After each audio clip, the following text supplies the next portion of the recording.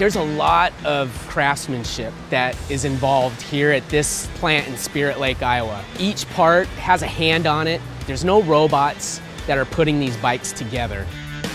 Being a motorcycle rider affects my job because I take a lot of pride in what I do.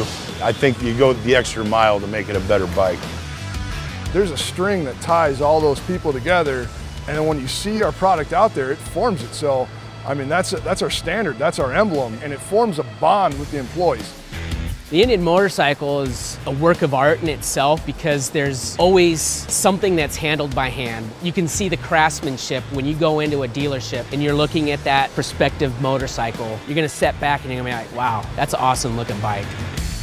We set our paint quality standard to the highest standard, right? Everybody here, every part they touch, they're touching it like it's gonna go on their motorcycle or it's gonna go on their kid's motorcycle, and that bike's theirs. And so they want it to be as perfect as it possibly can before it ever reaches our customer.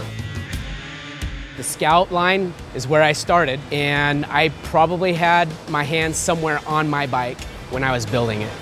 When it gets delivered from here to the dealership, that person that's going in there to buy that Indian, they're buying a quality product. We know that by the time it gets to the end of the line, we've made a stellar product that's going to last a lifetime.